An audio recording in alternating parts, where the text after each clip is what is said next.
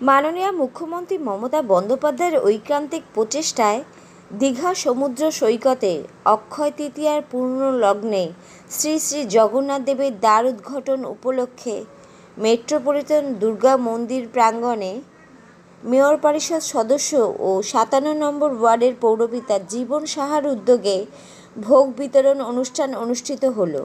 Bureau report, Kolkata today news. এটা অভূতপূর্ব ব্যাপার। শ্রীমতী মমতা ব্যানার্জি যে দীঘায় যে জগন্নাথ দেবের মন্দির প্রতিষ্ঠা করলেন, তার সঙ্গে সঙ্গে আমাদের ওই মন্দিরেও জগন্নাথ আছেন। তা ওই একই এতে আমাদের সবাইকে ভোগ বিতরণ করা হচ্ছে।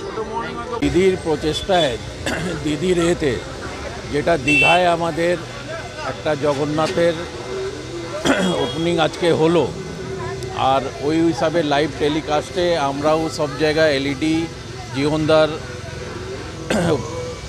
চেষ্টায় সব পুরো ওয়ার্ডে এলইডি আর সব জায়গায় আমরা ভোগ বিতরণ আর এরকম নানা রকম প্রোগ্রাম কাল থেকে চলছে।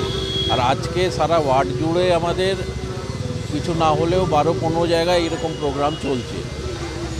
এটাই আশা করি কি লোকজন যতটা আমাদের এখানে জগন্নাথ আরও পপুলার হবে, অতই ভালো হবে। আর দিদির এতে সবসময় লোকজনের জন্যে দিদি সবসময় করতে চান, আর দাদা সেটা জীবনদা যেটা আগের নিয়ে যায়। বিরোধীরা বলতে থাকবে, কিন্তু দিদির কাজ করে যাচ্ছে।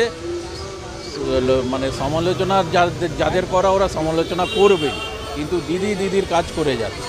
আর সঙ্গে জীবনদা আমাদের ওয়ার্ডের এই জায়গা যেখানে আপনি দাঁড়িয়ে যা আগে ছিল, আজকে 10 বছর আগে যদি ভাবেন, আজকে অনেকটাই চেঞ্জ। এখানে যে কোনো লোক হাঁটছে, যে কোনো লোক থাকছে, যাকেও জিজ্ঞেস করবে প্র্যাকটিক্যালি তারাই বলে দেবে।